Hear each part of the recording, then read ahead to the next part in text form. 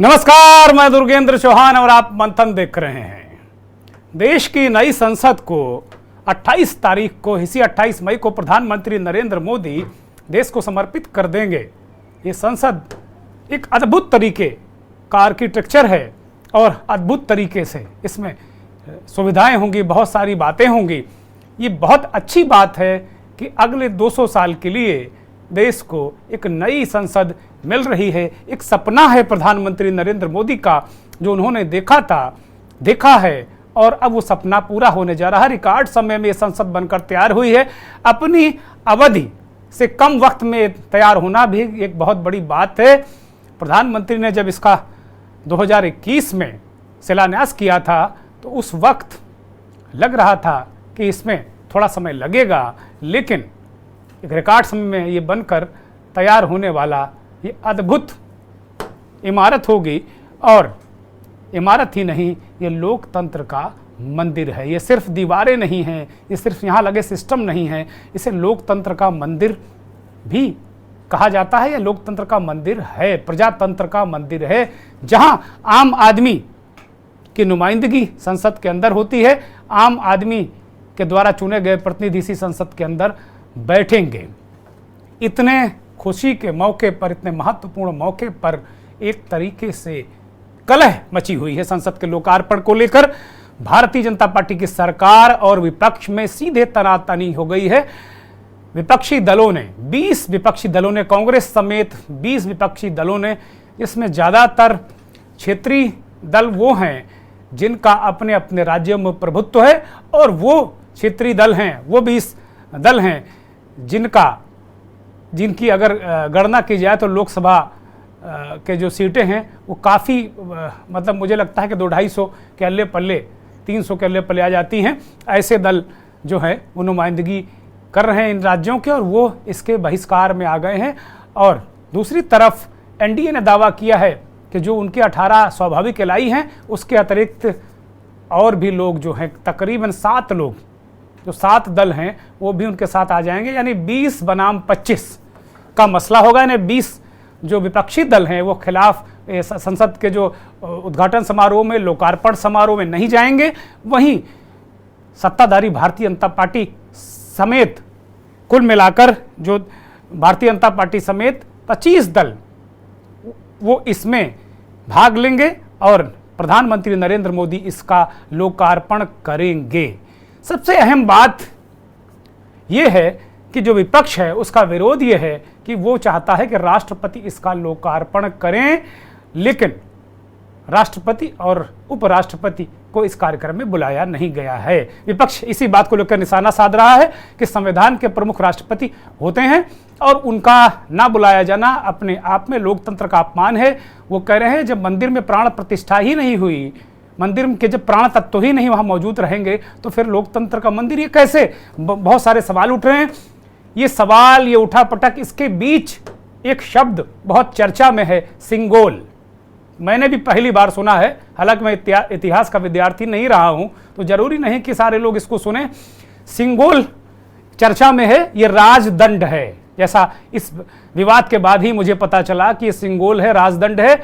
और जब भारत स्वाधीन हुआ था तो लॉर्ड माउंटबेटन ने इस सिंगोल देकर पहले प्रधानमंत्री जवाहरलाल नेहरू को यह सिंगोल प्रदान करके सत्ता का हस्तांतरण किया था। और यह सिंगोल चोल राजवंश से ताल्लुक रखता है। चोल राजा जब एक दूसरे को सत्ता का हस्तांतरण करते थे तो यह सिंगोल राजदंड देकर इसे सत्ता का हस्तांतरण करते थे। प्रधानमंत्री तत्कालीन आज़ादी के बाद पहले प्रधानमंत्री जवाहरलाल नेहरू ने लॉर्ड माउंटबेटन से इस सिंगोल को ले तो लिया, लेकिन उसे म्यूजियम में जगह दे दी, ना कि संसद में। इसका प्रतीक जो ये एक तरीके से राजदंड का प्रतीक, ये जो सिंगोल है, ये संसद में क्यों नहीं रखा गया, इसके भी बहुत सारे मायने होंगे। लेकिन अब प्रधानमंत्री नरेंद्र मोदी इस सिंगोल को 28 मई को सुबह 9 बजे विधि विधान से, वैदिक रीति रिवाज से नई संसद में उसे स्थापित करेंगे। और 28 मई वीर सावरकर के लिहाज से भी बड़ी प्रमुख तिथि है। इसको लेकर भी राजनीतिक दल अपने अपने तरीके से वो निशाना साध रहे हैं। लेकिन आज मंथन में यही सवाल है कि हम तो प्रजातंत्र में जीते हैं, फिर राजतंत्र का प्रतीक राजदंड संसद में क्यों? आज ही हम पूछने, यही हम मंथन में पूछेंगे।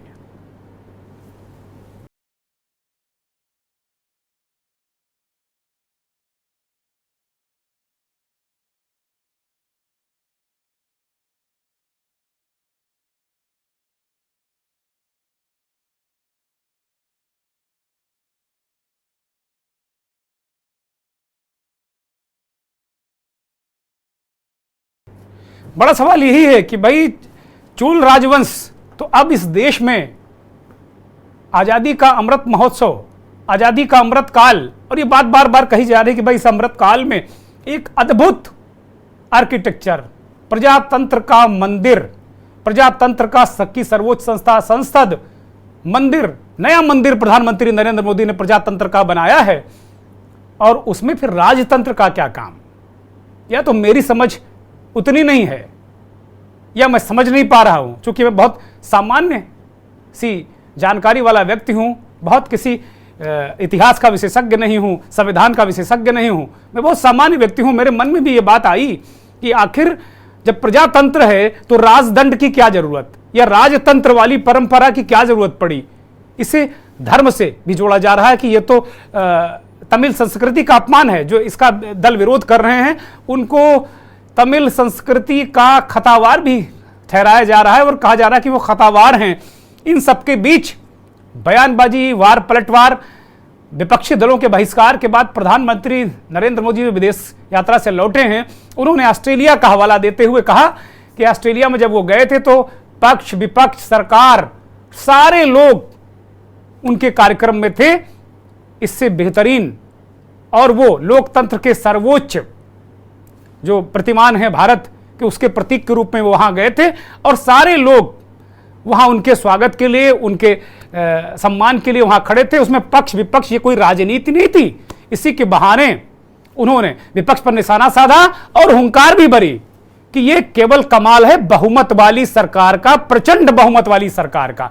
इसकी वजह से उनकी जो देश की जो शाख है विश्व में वो बनी है, और उनको एक तरीके से प्रचंड बहुमत वाली सरकार का प्रतिनिधि माना जाता है। और यही नहीं, इसी वजह से भारत का सम्मान है कि वहां एक बहुमत वाली एक ताकतवर सरकार है। यही नहीं, प्रधानमंत्री ने यह कहा कि एक संकेत और संदेश भी देने की कोशिश की विपक्ष को कि इससे कोई फायदा होने वाला नहीं, इससे तो देश का अपमान हो रहा है, लोकतंत्र का अपमान हो रहा है। प्रधानमंत्री ने ऑस्ट्रेलिया में अपने स्वागत और कार्यक्रम के हवाले से विपक्ष पर सीधा हमला किया है, करारा हमला किया है, और इसके बाद वो 2024 का भी एक संकेत और संदेश अपने इसी वक्तव्य के जरिए उन्होंने दिया और वो देते नजर आए। अमित शाह जो भारतीय जनता पार्टी के नरेंद्र मोदी के बाद सबसे बड़े नेता, गृह मंत्री, वो कह रहे हैं कि कांग्रेस की गति क्या हुई है। जो लोग कांग्रेस को आज फॉलो कर रहे हैं, कांग्रेस लोकतंत्र विरोधी है और वो इस तरह की हरकतें करती रहती है। अगर कांग्रेस की को जो लोग हैं, कांग्रेस को जो वो लोग फॉलो कर रहे हैं, वो भी होशियार हो जाएं, क्योंकि जो गति कांग्रेस की इस देश की जनता ने की है कहीं उनकी ना हो जाए। अमित शाह इस तरह की बातें कर रहे हैं, सेंगोल को लेकर वो स्थिति स्पष्ट कर रहे हैं और उसे जस्टिफाई कर रहे हैं। अमित शाह को सुनते हैं और उसके बाद फिर कांग्रेस और आम आदमी पार्टी के कुछ रिएक्शन भी आपको हम सुनाएंगे। से उसको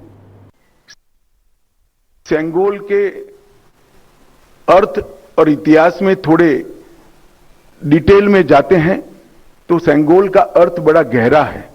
सेंगोल शब्द तमिल भाषा के सेम्मई शब्द से बना गया है। इसकी व्युत्पत्ति सेम्मई से आती है, जिसका अर्थ और भाव नीति परायणता से है। यह एक तमिलनाडु के प्रमुख धार्मिक मठ के महंतों द्वारा ये सेंगोल जो आप अभी देख रहे हैं स्क्रीन पर, ये अभिमंत्रित है। गंगा जल से उसको पवित्र किया गया है। इस पर पवित्र नंदी अपना अटल दृष्टि और स्थिरता के साथ विराजमान है। और ये जो सेंगोल है वो चोला साम्राज्य के समय से, मतलब 8वीं शताब्दी से चली आ रही हमारी अपनी भारतीय सभ्यतागत प्रथा का एक अनुसरण करने के लिए ये प्रथा को बना दिया गया था। देश में नई संसद का इनॉग्रेशन होने जा रहा है। मोदी जी अपने कर कमलों से उसका उद्घाटन करेंगे और 19 पॉलिटिकल पार्टीज ने डिसाइड किया है कि इसका बहिष्कार किया जाएगा। ये बॉयकॉट सिर्फ बॉयकॉट के नाम पर नहीं हो रहा है, ये इसलिए हो रहा है क्योंकि ये लोकतंत्र पर बहुत बड़ा प्रहार है।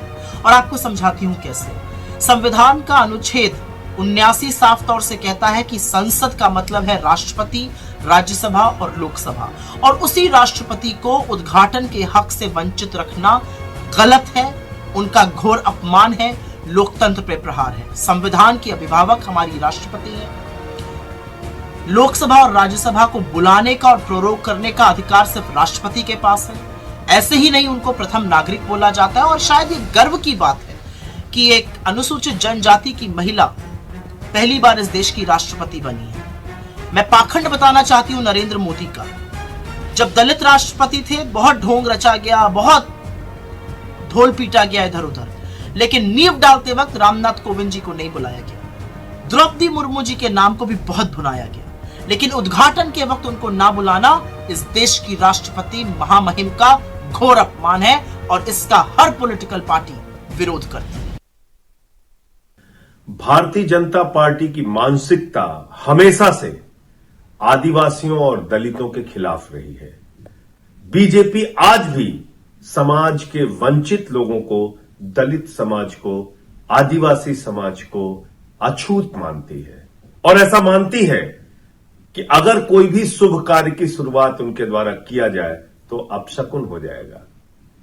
इसी कारण से भारत के प्रधानमंत्री नरेंद्र मोदी जी ने एक नहीं 2 महामहिम राष्ट्रपतियों का अपमान किया। जब शिलान्यास था उस वक्त तत्कालीन राष्ट्रपति श्री रामनाथ कोविंद जी को कार्यक्रम में नहीं बुलाया गया, नहीं आमंत्रित किया गया, और अब जब उद्घाटन का समय है उस वक्त भी महामहिम राष्ट्रपति श्रीमती द्रौपदी मुर्मू जी को नहीं बुलाया जा रहा है, क्योंकि मोदी जी ऐसा मानते हैं कि इस शुभ कार्य की शुरुआत, इस नई संसद की शुरुआत अगर एक आदिवासी महिला राष्ट्रपति के द्वारा होगा तो यह अपशकुन माना जाएगा।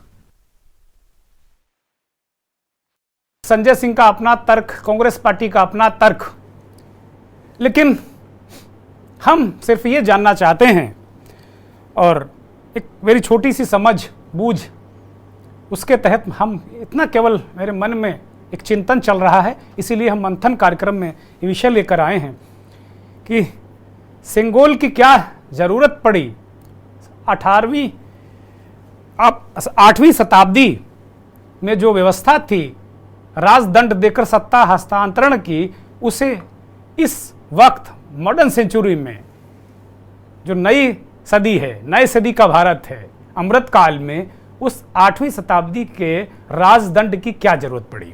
और सबसे बड़ी बात है कि हम प्रजातांत्रिक देश हैं, हम प्रजातंत्र में जी रहे हैं, तो राजशाही का प्रतीक राजदंड क्यों, ये हम समझने की कोशिश करेंगे कि भी राजदंड क्या लोकतंत्र का प्रतीक है, क्या प्रजातंत्र का प्रतीक है, मुझे तो नहीं पता, लेकिन जो हमारे विशेषज्ञ हमारे साथ जुड़ेंगे उनसे हम जरूर पूछने की कोशिश करेंगे।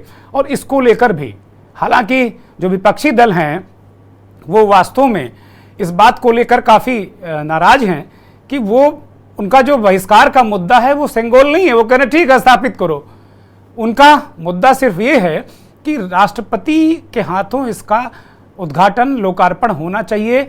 अभी कांग्रेस की प्रवक्ता सुप्रिया श्रीनेत इस बात को कह रही थी कि भाई जब इसका शिलान्यास हुआ तब देश में दलित राष्ट्रपति रामनाथ कोविंद जी थे, उनको शिलान्यास से दूर रखा गया। उसके बाद अब जब लोकार्पण का वक्त आया तो आदिवासी महिला इस देश की प्रथम नागरिक है, राष्ट्रपति हैं, उनको नहीं बुलाया गया। ये अपमान है, प्राण तत्व नहीं है लोकतंत्र प्रजातंत्र के इस मंदिर में। इसीलिए विपक्षी दल दोनों राष्ट्रपतियों, तत्कालीन राष्ट्रपति कोविंद जी और मौजूदा राष्ट्रपति जो मौजूद हैं द्रौपदी मुर्मू जी, उनके अपमान के खिलाफ वो नहीं जाएंगे। उनका कहना कि अगर इनसे आप लोकार्पण कराते हैं, प्रधानमंत्री जी आप पीछे हटिए, इनसे लोकार्पण कराइए और आइए हम सब आएंगे। एक नेता को मैं सुन रहा था, वो कह रहे थे कि भाई अशोक गहलोत राजस्थान के चीफ मिनिस्टर हैं, वो कह रहे थे कि इतना पावन और इतना खुशी का मौका है, नई संसद अगले 200 साल तक ये यही संसद रहेगी। उस वक्त पूरे देश के चीफ मिनिस्टर्स को आना चाहिए, पूरे देश के नेताओं को बुलाया जाना चाहिए, बहुत बहुत पुराने सांसदों को बुलाया जाना चाहिए, राष्ट्रपति, प्रधानमंत्री, उपराष्ट्रपति, किसी को छोड़ना नहीं चाहिए, तब ये समारोह ऐतिहासिक होता। लेकिन अब जो झगड़ा हो गया है 20 बनाम 25 हो गया है। 20 विपक्षी दल हैं, वो कह रहे हैं जाएंगे नहीं। इंडिया का दावा कि 25 दल जो उनके साथ हैं वो जा रहे हैं। वो दल कौन से हैं, उनकी क्या राजनीतिक स्थिति है, क्या हैसियत है, वो तो सभी के सामने ही है, और विरोध करने वालों की क्या हैसियत है वो भी सबके सामने है। लेकिन आज ये तो अलग एक विवाद चल रहा है, लेकिन आज हम सिंगोल को लेकर आए हैं और हमारे साथ सिंगोल एक राजतंत्र का प्रतीक है और हम प्रजातंत्र में विश्वास करने वाले देश हैं, और प्रजातंत्र के मंदिर की स्थापना में राजतंत्र के राजदंड की जरूरत क्या पड़ी, ये एक अहम प्रश्न आज मंथन में होगा। हमारे साथ मेहमान जुड़ चुके हैं, उत्तर प्रदेश और देश के वरिष्ठ पत्रकार, राजनीतिक विश्लेषक सुशील दुबे जी हमारे साथ जुड़ गए हैं। सुशील जी, बहुत स्वागत, बहुत धन्यवाद, बहुत आभार। और संविधान को अच्छी तरह समझने वाले, जानने वाले AP सिंह साहब संविधान के एक्सपर्ट हैं, वो भी हमारे साथ जुड़े हैं। दोनों मेहमानों का बहुत स्वागत, बहुत धन्यवाद, बहुत आभार। क्योंकि आज हमने इस कार्यक्रम में पॉलिटिकल लोगों को इसलिए बुलाया नहीं है कि जब पॉलिटिकल लोग ज़्यादा हो जाते हैं तो अपने अपने दावे पे 20 बनाम 25 की लड़ाई हो जाती है। जो हमारे एक्सपर्ट होते हैं उनकी आवाज़ दब जाती है, और फिर जो हमारा दर्शक जो वास्तव में कुछ जानने के लिहाज से इस कार्यक्रम को देखता है, समझने की कोशिश करता है, बहुत सारे लोग पक्ष विपक्ष में दर्शक भी होते हैं, लेकिन कुछ लोग ऐसे भी होते हैं जो वास्तव में जानना चाहते हैं और वो एक्सपर्ट से जानना चाहते हैं। सुशील जी, मैं सीधे आपके पास आ रहा हूं। सुशील जी, प्रजातंत्र के जो सर्वोच्च संस्था है, प्रजातंत्र का जो मंदिर है, नया मंदिर बना है, हम सबको गर्व से गौरवान्वित होना चाहिए कि इसका लोकार्पण होने जा रहा है 28 को। लेकिन मेरा सवाल यही कि प्रजातंत्र के मंदिर में राजतंत्र के प्रतीक राजदंड की क्या जरूरत पड़ी, ये बड़ा सवाल है। दुर्गेन जी, मैंने अभी आपको पूरा सुना, और मैं अपने इस बड़े चैनल के न्यूज से भावों से पूरी तरीके से मैंने समझा कि क्या है। दुर्गेन जी, मेरी आवाज आ रही है? हाँ बोलिए सुशील जी, बोलिए कृपया। दुर्गेन जी, अभी आपने अपने उसमें कहा कि प्रचंड बहुमत। दुर्गेन जी, इस देश में एक प्रधानमंत्री और हुए हैं, स्वर्गीय राजीव गांधी, 407 सीटों का प्रचंड बहुमत लेके आए थे जी। प्रचंड बहुमत वो भी था, लेकिन उसके बाद वो कंप्यूटर लाए थे, जो आज देश पूरे कंप्यूटर की धुरी पे चल रहा है। खैर, ये बात की बात है। दुर्गेन जी, अभी आप थोड़ा सा पीछे जाइए। देखिए, होता क्या है, जब वो ड्रामेबाजी या अतिशयोक्ति या जैसे वो इवेंट वगैरह कुछ ज्यादा होने लगते हैं, तो इस टाइप के प्रश्न उठने स्वाभाविक होते हैं। तो दुर्गेन जी जरा पीछे जाइए आप, काशी कॉरिडोर के खुद पे और राम मंदिर के शिलान्यास पे। इस देश में आज प्रभु की कृपा से 4 शंकराचार्य तो ओरिजिनल है ही है ना जी।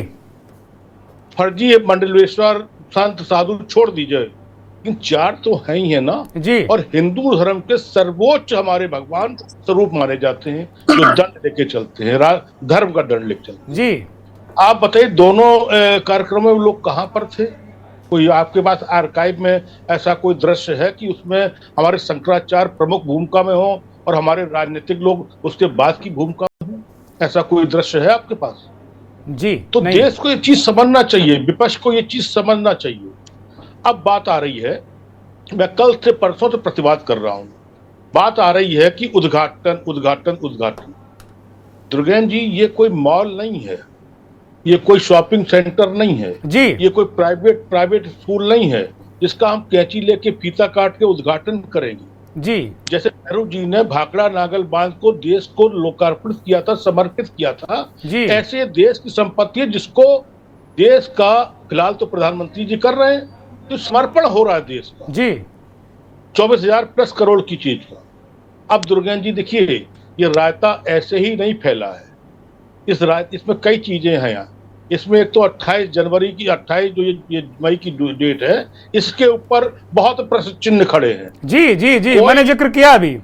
कोई नहीं बता, मैंने कहा ना, मैं सुन रहा था, मैं इस पे खूब लिख चुका हूं, कल से मैं लिख ही रहा हूं उस पर। दुर्गेश जी एक चीज बताइए, मैं इसको लोकार्पण मानता हूं। दूसरा मानता हूं कि ये जब 14 अगस्त 1947 को जब ये सत्ता, तब ब्रिटिश का वो था, हम आजाद हुए थे, तो रात में सवेरे जब राजदंड को ये सेंगोल को दिया गया था, तो नेहरू जी ने रिसीव किया था। हम ये जानना चाह रहे हैं कि ऐसी कौन सी प्रमुख तारीख है 28 जिस दिन ये तय हुआ है।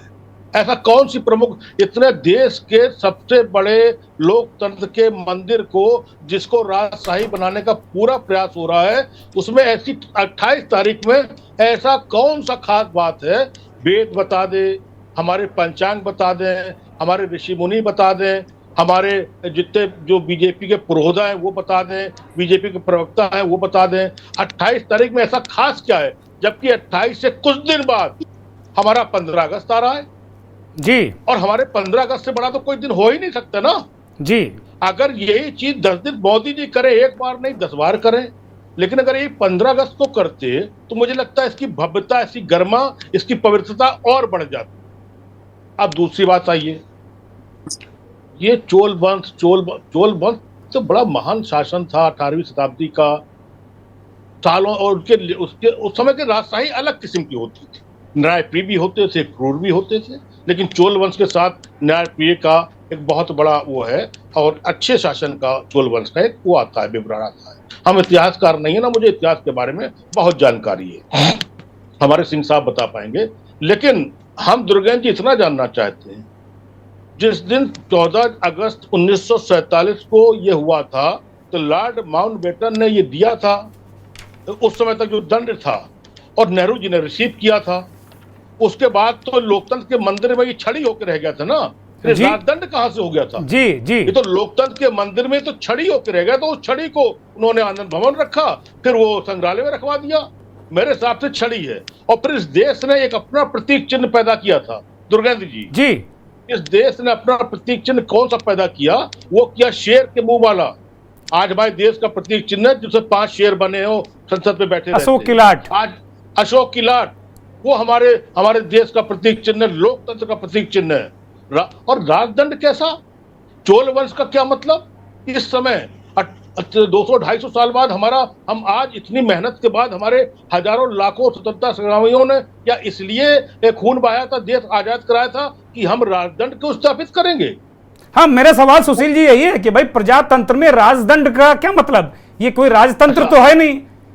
तो अब ये मानसिकता, मैंने आपको कहा ना, काशी कॉरिडोर और राम मंदिर की, मैं ये मानसिकता की बात कर रहा हूं। देखिए, रहता या ये विवाद होता ही नहीं। अब दूसरी बात आइए दुर्गेश जी, इस देश में प्रमुख जो देश चलता है, राष्ट्रपति, महामहिम राष्ट्रपति जी के द्वारा जारी जितने वो आते हैं, एक शब्द है वो मैं भूल रहा हूं उस समय, वो राष्ट्रपति के हस्ताक्षर से जारी होते हैं। जी जी। अब 3 बड़ी विधाएं हैं, 3 बड़ी चेयर हैं इस देश में। एक महामहिम राष्ट्रपति, जिनको नहीं बुलाया, दुनिया जानती, रामनाथ कोविंद को उस समय के नहीं बुलाया, ये भी सवालों घेरे में है।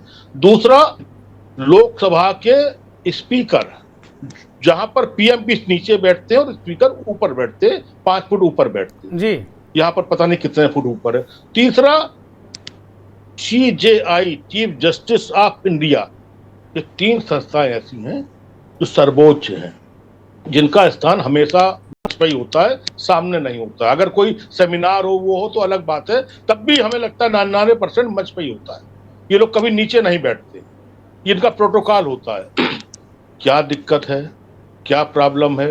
एक तो इस देश को जवाब देना पड़ेगा, सिस्टम को जवाब देना पड़ेगा, बीजेपी को जवाब देना पड़ेगा, पीएमओ को जवाब देना पड़ेगा कि 28 तारीख ही क्यों, 15 अगस्त क्यों नहीं? दूसरी बात, हमने राजदंड को प्रतीक फिर से क्यों माना? हमने अपनी अशोक कुलाट को क्यों भुला रहे हैं? हम ये वाली बात को फिर से करेंगे कि हम ये मानते हैं कि अगर प्रधानमंत्री जी कर रहे हैं 24,000 प्लस करोड़ का उनका अपना, जबकि देश ने तमाम लोगों ने कहा उसमें विपक्ष का कोई वो नहीं था, इतना भोकाल था, इतना जलवा था, जलवो जलाल था कि इतने बड़े खर्चे को देश ने कैसे बर्दाश्त कर लिया। ये तो खैर देश ही जानता है, बहुत कुछ बर्दाश्त कर गया, तभी तो 82 करोड़ लोग आज खाना खा रहे हैं, राशन पे जिंदा है। मेरा कहना यह है दुर्गेन जी कि अगर ये, जैसे मैं बताऊं आपको, अभी आपने बहुत अच्छी बात की, डे वन का अगर कोई सांसद जिंदा है 47 के समय का, जिन्होंने जो पहली संसद में जिन्होंने शपथ ली है, उस समय के अगर कोई सांसद महोदय जिंदा है, उनका सम्मान होना चाहिए। उस जमाने के अगर कोई लोग और जिंदा है, देखिए श्रमिक तो 60,000 श्रमिक को आपने पैसा दिया, आप 60,000 श्रमिक का सम्मान कर रहे हो, और 60,000 श्रमिक और 80 करोड़ को हम खाना बांट रहे हैं। तो ये ठीक बात है सुशील जी। मैं आऊंगा। एक दो हमारे साथ नए मेहमान जुड़ गए हैं, इस देश के जाने माने इतिहासकार रवि भट्ट साहब हमारे साथ जुड़ गए हैं। भट्ट साहब बहुत स्वागत, बहुत आभार, बहुत धन्यवाद। और मनोरंजन झा साहब संविधान के जानकार हैं, बहुत आपका ये स्वागत, बहुत धन्यवाद, बहुत आभार आपका। मैं सीधे रवि भट्ट साहब के पास जाऊंगा। इतिहास के आईने से या इतिहास के नज़रिए से मैं ज़रा समझने की कोशिश करूंगा कि जो 8वीं शताब्दी में जिस राजदंड का इस्तेमाल सत्ता हस्तांतरण में, इतना ही हम लोग पत्रकार लोग समझ पा रहे हैं जो खबरों में है, उसके अलावा बहुत ज़्यादा ज्ञान विज्ञान तो आप लोगों के पास है। उस राजदंड को राजसत्ता का प्रतीक माना जाता है, राजतंत्र का प्रतीक माना जाता रहा है, या प्रजातंत्र का? रवि भट्ट साहब देखिए, यहाँ पर कुछ बातें स्पष्ट होनी चाहिए, क्योंकि वक्त में यहाँ पर जो राजवंश था वो आपको अशोक के पैरेलल था, शुरू हुआ था रफली 300 बिफोर कॉमन एरा, और आके 13th सेंचुरी कॉमन एरा पे तक आया था, 1200 some odd. And this dynasty was one of the longest surviving dynasty in the world. जी, not only in India, number one. Number दूसरी बात ये है कि उस समय जिस समय ये आया था, तो उस समय डेमोक्रेसी जो थी वो अपने पूरी दुनिया में अपनी बड़ी शैशवावस्था में थी। कुछ जगह थी, कुछ जगह ग्रीक वगैरह लोग की बात करते हैं, वहां पर डेमोक्रेसी या थे, कुछ अलग अलग स्टेजेस पे की डेमोक्रेसी थी। आज जैसी डेमोक्रेसी वैसी नहीं थी। तो ये जो भी आपका राजवंश होते थे, प्रजातंत्र या राष्ट्रपति जो भी होता था, तो उसके जो सिंबल्स थे वो अब इतने ज्यादा डिमार्केटेड नहीं थे जितने कि आज डिमार्केटेड हो गए हैं या कि किए जा रहे हैं। तो उस समय सत्ता हस्तांतरण के लिए, जैसा कि सभी को मालूम है, भी 2-4 दिन से टीवी पे भी आ रहा, सबको मालूम है, सत्ता हस्तांतरण के लिए इसको एज अ प्रतीक प्रयोग किया जाता, सेंगोल को किया जाता था। और ये सेंगोल जो हमारा है, ये जो पर्टिकुलर सेंगोल है, इसकी बारे में भी आप सबको मालूम ही है। ये सेंगोल जो था, जिस समय की लॉर्ड माउंटबेटन जो थे, वो उन्होंने पूछा नेहरू से सत्ता हस्तांतरण के लिए प्रतीक के तौर पे क्या प्रयोग किया जाए। तो चूंकि इन्होंने श्री राजगोपालाचारी से बात करी, और श्री राजगोपालाचारी ने जो तमिलनाडु की जो चोल वंश की जो परंपरा थी, उसका उन्होंने बताया कि जंग से होती थी।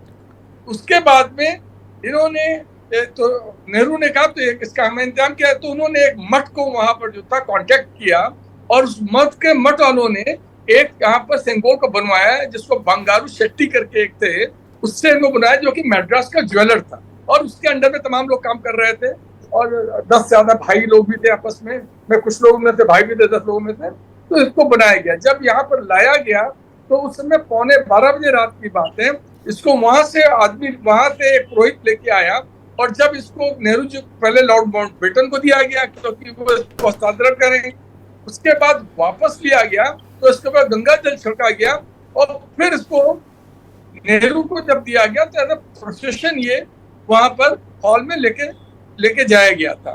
तो इसकी लंबाई करीब 5 फीट हुआ करती है। और बाद में, जैसा कि अभी हमारे बहुत प्रबुद्ध पत्रकार सुशील दुबे जी हैं, इन्होंने बताया कि फिर इलाहाबाद के अंदर इसको रख दिया गया। अब आपका जो प्रश्न इसके अंदर है, ये राजतंत्र का प्रतीक है कि प्रजातंत्र का प्रतीक है, तो लाइन ऑफ डिमार्केशन उस समय इतनी बहुत ज्यादा क्लियर नहीं हुआ करती। ठीक है, तो इस समय खाली सत्ता को ही ये सत्ता का द्योतक था कि सत्ता एक के पास है और दूसरे के पास चली गई। और जैसा कि आपको मालूम है कि तमिल जो है, तमिल ये हम लोग बहुत लकी हैं कि हिंदुस्तान के अंदर एक तरफ संस्कृत है तो दूसरी तरफ तमिल भी है। बाकी यूरोपियन कंट्रीज के अंदर एक लैंग्वेज होती है, बहुत समृद्ध लैंग्वेज है। हमारे यहाँ फॉर्चुनेटली दो संस्कृतियां हैं, विशेषकर ये जो तमिल जो लैंग्वेज है और संस्कृत, ये अपने आप में कल्चर बहुत ही ज्यादा रिच कल्चर है। और ये लोग शिव भक्त होते थे, शिव भक्त चूंकि होते थे, इसीलिए ये जो सेंगोल के ऊपर जो मुठ है उसके ऊपर आप देखिए नंदी बनी जी। तो मैं आपका प्रश्न का उत्तर ये कि उस समय line of demarcation between democracy and the राजशाही की बहुत ज्यादा क्लियर नहीं थी। ठीक बात है। मैं आ रहा हूं, मैं मनोरंजन झा साहब के पास जाऊंगा। झा साहब, भट्ट साहब ने बहुत शानदार तरीके से सेंगोल का वर्णन कर दिया। वो कह रहे हैं कि भाई उस वक्त डेमोक्रेसी बिल्कुल शैशव अवस्था में थी, गोद में थी, और कुल मिलाकर उस समय ये कोई डिमार्केशन नहीं था कि डेमोक्रेसी है या क्या है। लेकिन आज तो प्रचंड डेमोक्रेसी है और भारत उसका सबसे बड़ा झंडा बरदार। आज जब प्रजातंत्र जिसे कहते हैं, लोकतंत्र जिसे कहते हैं, लोग अब ये कहने लगे कि भाई अब जो देश का जो शासक होगा राजा रानी के पेट से नहीं पैदा होगा, तो परंपरा तो हम चोल वंश की लेंगे जो राजा रानी पे चलते थे, सेंगोल उनका स्थापित करेंगे और ये बात कहेंगे कि नहीं भाई राजा रानी के पेट से नहीं, हम दुनिया के प्रजातंत्र हैं। और अभी प्रधानमंत्री जी ने ऑस्ट्रेलिया का हवाला दिया, विपक्ष पर हमला किया। उन्होंने कहा कि भाई जो विपक्ष है वो उसको सबक लेना चाहिए कि आप अपने देश में ये बात इस तरह की हरकत करके इतने बड़े अवसर को आप एक तरीके से अपमान कर रहे हैं संसद का। और वहाँ जब मैं एक ताकतवर एक बहुमत वाली सरकार के प्रतिनिधि के तौर पर मैं गया तो वहाँ विपक्ष सारे लोग, पूर्व सांसद, पक्ष के विपक्ष सारे लोग आए और स्वागत उन्होंने किया। एक थोड़ा सा लंबा हमने भूमिका बांध दी है, लेकिन जो आज मंथन का विषय यही है कि ये राजतंत्र के प्रतीक को हम स्थापित कर रहे हैं या लोकतंत्र के प्रतीक को स्थापित करें। तो भट्ट साहब ने कुछ चीजें बताई हैं, आप इस बारे में क्या नजरिया रखते हैं और संविधान की स्थितियों परिस्थितियों के आलोक में आप इसे जरा हमारे दर्शकों को समझाइए। देखिए, सेंगोल के बारे में ये माना जाता है कि ये हिंदुस्तान सनातन धर्म से लेकर चल रहा है। सनातन का ये मुख्य मुद्दा है, जिसमें कि सेंगोल के ऊपर में जो नंदी का सिंबल लगा हुआ है वो उस समय था जब कि देश गुलाम था, वो तब से उसको रखा गया है पीछे। उसे ऑन स्पॉट कांग्रेस शासन के दौरान में नहीं लिया गया प्रतीक के रूप में, लेकिन उसे आना चाहिए आजादी के समय, जिस समय की यहाँ का जो सिंबल बना था उस समय उसको आ जाना चाहिए। आज जब गवर्नमेंट इतना हाई पावर में बना हुआ है तो पूरे गवर्नमेंट में चुना गया पूरा जनमत का पावर है, इसमें किसी भी तरह का विरोध करना मतलब देश का विरोध करना हुआ। ये पार्टी पॉलिटिक्स से हट के देखिए, एक तो वो सेंगोल को लाना जो कि ऐतिहासिक नहीं सनातन संस्कृति से जुड़ा हुआ है, वो मात्र यहाँ का सिंबल नहीं है, सनातन की बात है। अगर पूरे विश्व में ये मैसेज जाएगा कि ये जो सेंगोल लिया गया ये प्रतीक के रूप में यहाँ के पूरे हिंदुस्तान और हिंदूवादी सभ्यता का वो प्रतीक। संविधान क्या कहता है? संविधान में क्या है कि हम संसद में हिंदूवादी सभ्यता को बिल्कुल परचम लहरा दें क्या? संविधान क्या बना है ऐसा? आप संविधान के जानकार हैं, मुझे जरा ये बताइए बहुत कम शब्दों में, ताकि हमारे दर्शक समझ पाए। ये थोड़ा सा बहुत अच्छी बात है, सनातन सभ्यता को आगे आना चाहिए था, कांग्रेस ने उसको दबाया, ये सारी बातें स्वीकार हैं। निश्चित रूप से अगर दबाते नहीं तो चीजें उभर कर नहीं आती। अब तक सेंगोल का नाम भाई मैं तो इतिहास का विद्यार्थी रहा नहीं हूं, बहुत ज्यादा मैंने इसका अध्ययन किया नहीं, तो मुझे तो सुनाई पड़ा कि भाई आज ही चर्चा में आया 2-3 दिनों के अंदर कि सेंगोल क्या है, और इसको लेकर सारा फोकस जो विपक्ष करना चाहता है राष्ट्रपति के मान अपमान पर, ये सेंगोल पर आकर टिक गया, उसी पे हम भी आकर टिक गए।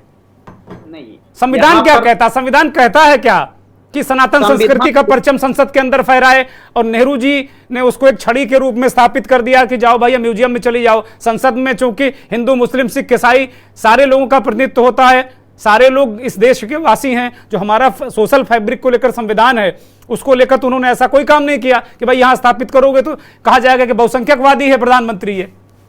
नहीं, संविधान तो इस बात को मानने को तैयार है कि जो भी चीजें संसद द्वारा स्वीकार किया गया बहुमत वाली बात है, अगर संविधान को माइंड करेंगे, संविधान के अंतर्गत ही तो सब कुछ है, संसद से ऊपर तो सुप्रीम कोर्ट भी नहीं है।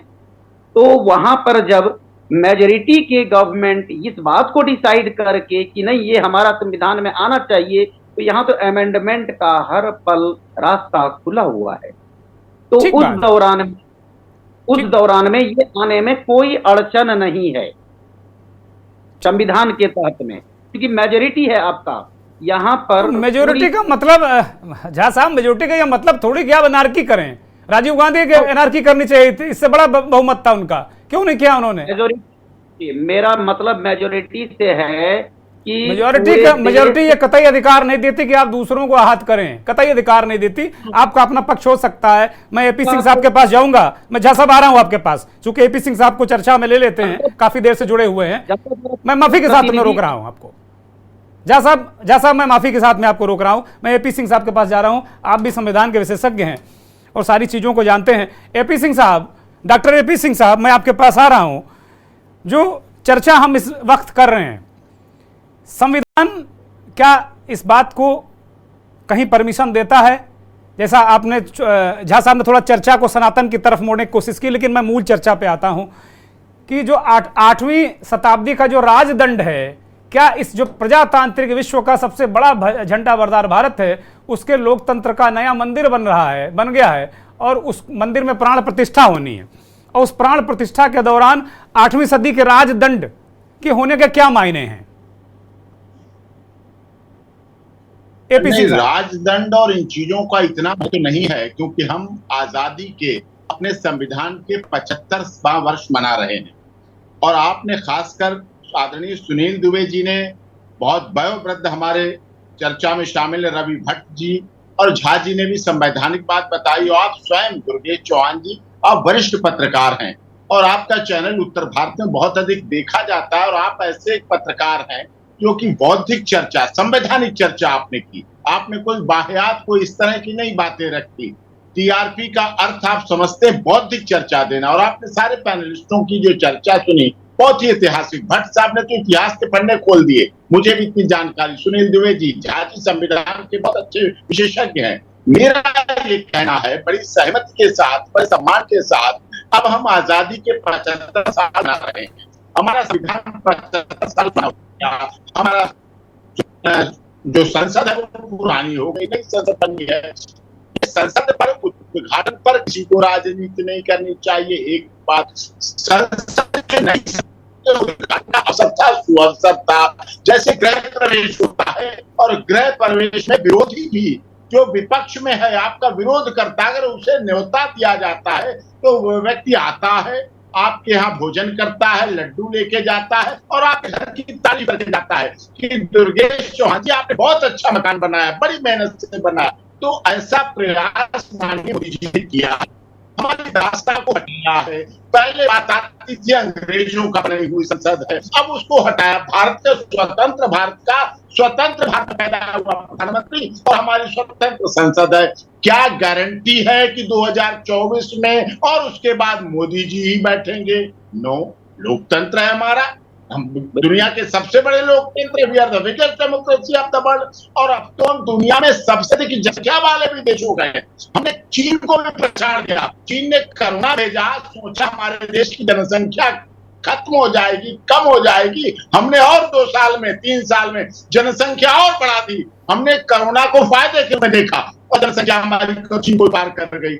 हम G20 मना रहे हैं, पूरे देश दुनिया से लोग आ रहे हैं। हमारा लोकतंत्र सबसे पुराना, हम मदर ऑफ डेमोक्रेसी हैं। तो डेमोक्रेसी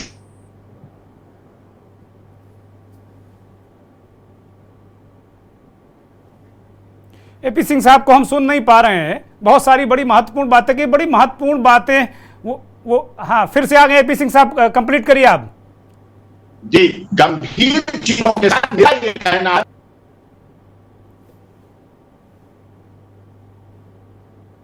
मुझे लगता है कुछ व्यवधान है, नेट और नेटवर्क का व्यवधान हमेशा हम लोग उसका सामना करते रहते हैं।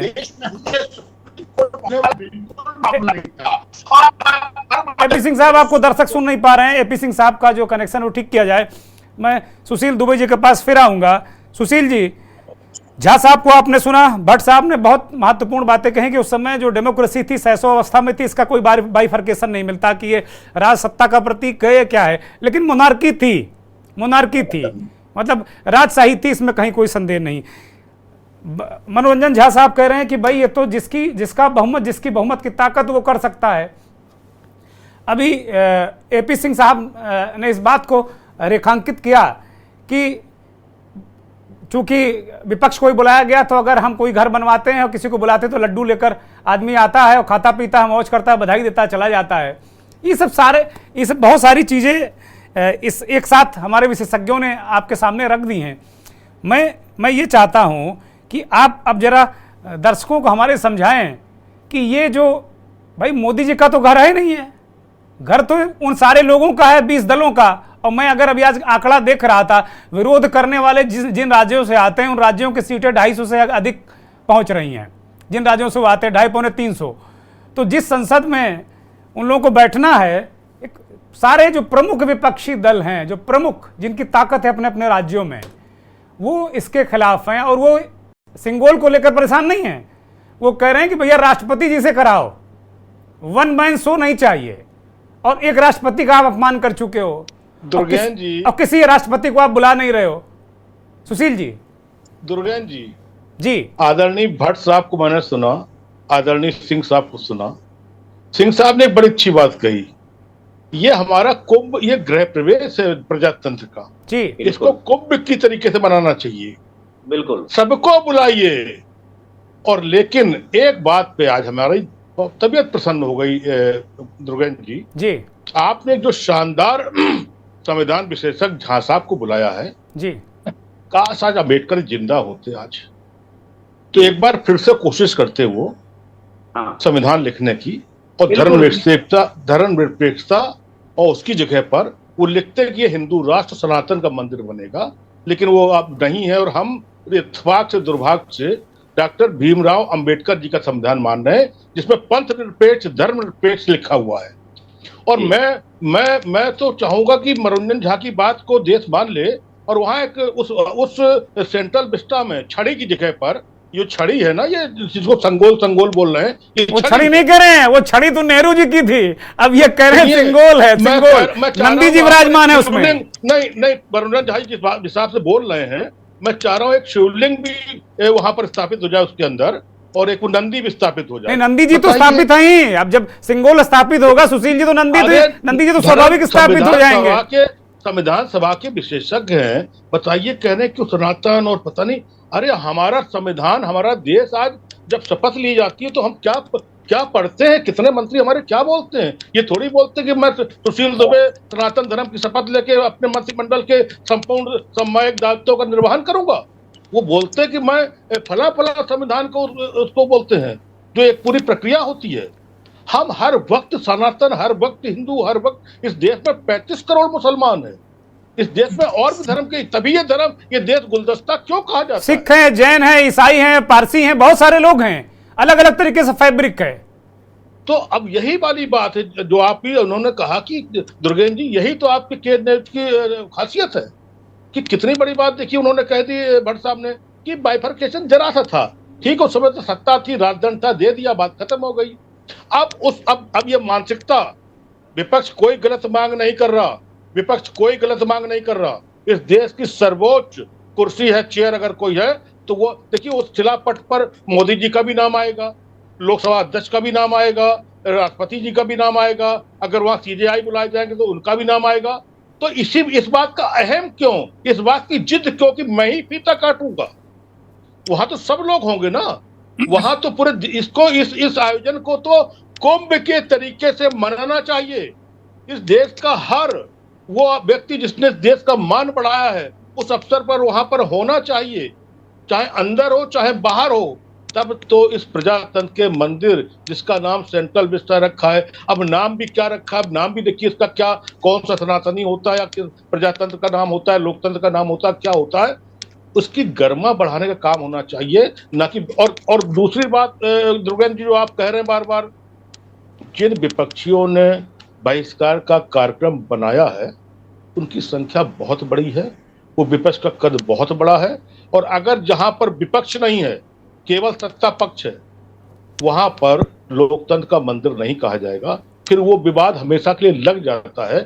आज भी अभी वक्त है, आज तारीख है 25, 26, 27, 28, सरकारी सिस्टम में बहुत तेज काम होता है। 2 दिन में मोदी जी को चाहिए कि पूरे देश को मैनेज करें, पूरे विपक्ष को मैनेज करें, और राष्ट्रपति आदरणीय द्रौपदी मुर्मू जी को रिक्वेस्ट करें, आप आइए, मैं उस कार्यक्रम की अध्यक्षता करूंगा, आप उसका फिर उद्घाटन करिए, वो लोकार्पण करिए, समाज को अर्पित करिए। ये सुखद यही तो दिक्कत है सुशील जी। गृह मंत्री जी कह रहे हैं कि जो लोग कांग्रेस के साथ जाएंगे, कांग्रेस की तो हरकतें यही है, वो कह रहे हैं जो लोग कांग्रेस के साथ जाएंगे उनकी गति कांग्रेस जैसी हो जाएगी। वो बिहार में भी धमकी देते हैं, यहाँ भी देते हैं, उनका अपना स्वभाव, उनका अपना तरीका है। देश के गृह मंत्री हैं, इस भाषा में नहीं बात करेंगे तो दुश्मन डरेगा कैसे, पाकिस्तान कैसे डरेगा, चीन कैसे डरेगा। गृह मंत्री को तो इस भाषा में बात करनी ही चाहिए। अच्छी बात है, मन को साधुवाद देता हूँ।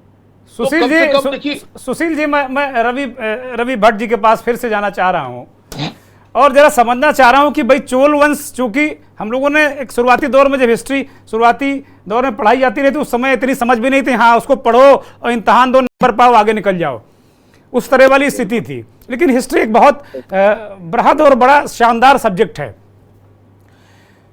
उस वक्त अगर हम आज से तुलना करें कि आज जो मौजूदा लोकतंत्र है, तो क्या चोल वंश का शासन इस लोकतंत्र से कहीं कोई मेल खाता है, अच्छाई के सेंस में, समीक्षात्मक रूप से? रवि भट्ट जी, पहली बात तो मैं ये कहूंगा कि जो आपके संविधान विशेषज्ञ थे, इनकी बातों से मैं बिल्कुल एग्री नहीं करता हूँ। जिनसे संविधान विशेषज्ञ नहीं, बल्कि लग रहा था कि पार्टी विशेषज्ञ की बात कर रहे हैं। मैं भी मौजूद हैं, मैं उनके पास जाऊंगा, अभी मौजूद हैं, आप अपनी बात कंप्लीट करिए। सुशील दुबे जी की बहुत स्पष्टता थी, और हमारे बुजुर्ग साथी जो सिंह साहब हैं, इनसे इनका भी बहुत स्पष्ट रूप से इन्होंने बोला। मैं यहाँ पर जो आप कहना ही चाहता हूँ कि उस समय जो आप कह रहे हैं कोई सिमिलरिटी थी, डेमोक्रेसी उस समय चोल डायनेस्टी का बिल्कुल 1% भी किसी डेमोक्रेसी से लेना देना नहीं था। ये प्योर राजशाही थी, और प्योर राजशाही के ही तरीके से ये काम करती थी। भारत के अंदर जरूर है कि कुछ अब एक नया परंपरा शुरू हुई है, एक नई अप्रोच शुरू हुई है कि यहाँ पर भी खोजा जाता है, यहाँ पर खोज के निकाला जाता है कि यहाँ पर भी भाई डेमोक्रेसी, हमारे यहाँ पर भी डेमोक्रेसी थी। उसकी भी कुछ इसमें अलग अलग विद्वानों का अलग अलग मत है कि किस लेवल तक डेमोक्रेसी थी, और there are 2 school of thoughts, तो मैं उस पर नहीं जाऊंगा। लेकिन जहां तक आपका प्रश्न है, चोल डायनेस्टी पूरी राजशाही थी, उसका जो है प्रजातंत्र से कोई लेना देना नहीं। मनोरंजन झा साहब के पास मैं फिर जाऊंगा, संक्षिप्त में झा साहब, क्योंकि अब मंथन का वक्त खत्म हो चुका है। भट्ट साहब ने कहा कि भाई वो तो प्योर राजशाही थी, तो एक तरफ तो आप कहते हैं कि गुलामी का प्रतीक, औरंगजेब, फला डिका, मुगल डायनेस्टी को गुलामी का प्रतीक मानते हैं भी, अंग्रेजों को गुलामी का प्रतीक हम लोग मानते हैं भी। लेकिन ठीक है, चोल वंश हमारे देश में शासन करता था, लेकिन कम से कम वो लोकतंत्र तो नहीं था। एक इतिहासकार ने इस पर मोहर लगा दी और लिखा पढ़ी भी है कि वो कि राजशाही थी, वो राजतंत्र था। तो प्रजातंत्र के सर्वोच्च संस्था या कहिए प्रजातंत्र का मंदिर, जिसे हम माथा टेकते हैं, मोदी जी साष्टांग होके मत्था रगड़ के उसके अंदर जाते हैं, वहां राजशाही का प्रतीक राजदंड, नाम ही राजदंड है उसका। तो किसको दंड देना चाहते हैं वो?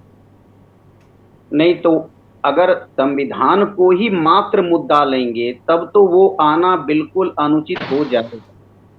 इधर आओ, बिल्कुल अनुचित हो जाएगा। पीछे कुछ रखा, लाके यहाँ रख दो। सेकंड पॉइंट है कि मोदी जी को इनवाइट किया गया या प्रेसिडेंट को इनवाइट किया गया, तो होस्ट कौन है? होस्ट तो स्पीकर है। ये तो स्पीकर के ऊपर जाएगा, कोई पार्टी विशेष की बात नहीं। संविधान के तहत में होस्ट को मैक्सिमम पावर है, जो कि वहां पर ओनली स्पीकर है। और स्पीकर ने जिनको आमंत्रित किया वो अपना लेके आ रहे हैं वो दंड वाला कि मैं यही गिफ्ट कर रहा हूं इसमें।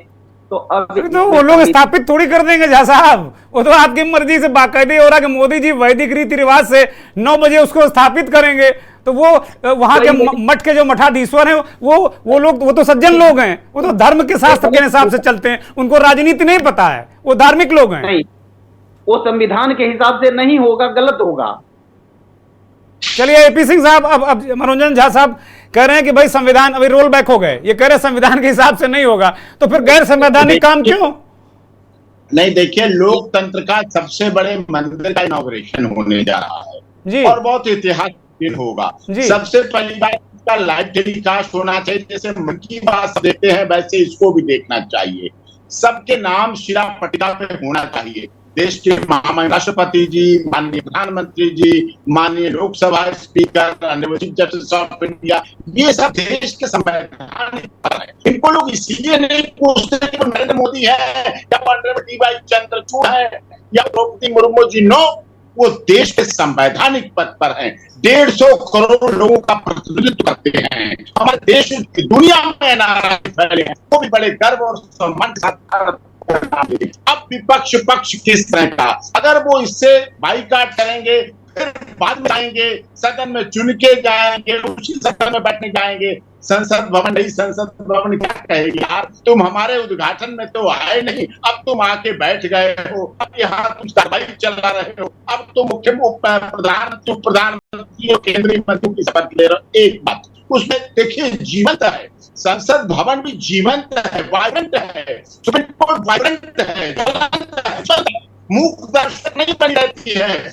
पुराने संसद में भी और मैंने भी, आप सब सिंह साहब, उसमें तो जब किसी को बुलाया नहीं तो नाम की तो मुझे नहीं लगता कोई संभावना है कि राष्ट्रपति जी का नाम होगा, उपराष्ट्रपति जी का नाम होगा, मुझे तो नहीं लगता ऐसा कोई संभावना, लेकिन हो तो बहुत अच्छा है। अब चूंकि मेरे पास वक्त नहीं, इसलिए माफी के साथ मैं रोक रहा हूँ आपको। प्रधानमंत्री थे तो इंदिरा गांधी जब भारत पाकिस्तान हमला हुआ तो अटल जी ने साफ कहा कि पाकिस्तान ये न समझे हमारे देश में महिला प्रधानमंत्री है, ये आयरन लेडी है और ये दुर्गा भी बन जाएगी और पाकिस्तान सबक सीख जाएगा। तो हमने तो प्रधानमंत्री देखे हैं, वो पक्ष भी देखा है, वो विपक्ष भी देखा है। कई मुद्दों पर विपक्ष और पक्ष को एक हो जाना चाहिए। आगे अभी एक वर्ष नहीं, एपी सिंह साहब, विपक्ष कहाँ कह रहा है, वो कह रहा है राष्ट्रपति जी को बुलाओ कार्यक्रम में, उपराष्ट्रपति जी को बुलाओ कार्यक्रम, हम आ रहे हैं, कोई दिक्कत नहीं। इसमें दिक्कत क्या है, उनको बुलाने में क्या दिक्कत है भाई? शिलान्यास में तत्कालीन राष्ट्रपति जी दूर रहे और लोकार्पण में मौजूदा राष्ट्रपति जी दूर रहेंगी। वो मुद्दा तो मुझे नहीं लगता कि बहुत खराब मुद्दा है उनका। उन्हें बुलाना चाहिए, उनके बुलाना चाहिए, उनकी। और राजस्थान के मुख्यमंत्री अशोक गहलोत तो कर रहे थे कि पूरे देश के चीफ मिनिस्टर को बुलाइए, सारे राज्यपाल को बुलाइए, सारे सांसदों को बुलाइए, एक कार्यक्रम को भव्यता प्रदान करिए, क्योंकि इतिहास रच रहा है। 28 तारीख को प्रधानमंत्री जी इतिहास रचने जा रहे हैं। फाइनल कमेंट के लिए मैं सुशील दुबे जी के पास जाऊंगा, चूंकि वक्त नहीं है। सुशील जी, बहुत संक्षिप्त में अनम्यूट करिए।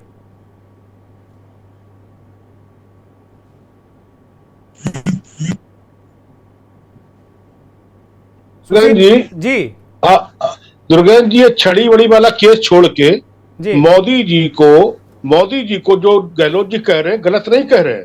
देश के सारे LG, देश के सारे CM, देश के सारे राज्यपाल, देश के एक कुंभ के रूप में एक देश उत्सव, जैसे अमृतकाल में इन्होंने बड़ा इवेंट करके उत्सव बनाया था, 82 मिनट भाषण दिया था, तो ऐसे 1 घंटे बोले।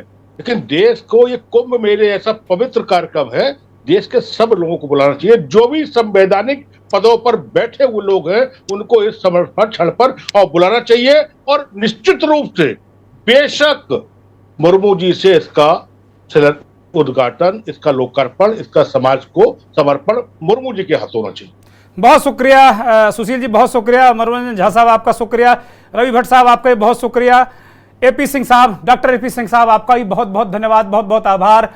और बहुत बहुत आभार उन करोड़ों दर्शकों का जो के न्यूज़ को देखते हैं, हमारे इस खास कार्यक्रम मंथन को देखते हैं। सवाल यही कि अगर लोकतंत्र के मंदिर में प्राण प्रतिष्ठा हो रही है तो फिर राजदंड की क्या जरूरत? ये सवाल अनुत्तरित रहेगा, क्योंकि इस देश के बहुत बड़े इतिहासकार रवि भट्ट साहब ने कह दिया कि जिस चोल वंश में राजदंड की परंपरा व्यवस्था थी, जहां से हमने अडॉप्ट किया है या हम लेकर संसद में आ रहे हैं, उस सिंगोल को उसका लोकतंत्र से कोई लेना देना नहीं था। बहुत बहुत धन्यवाद। नमस्कार।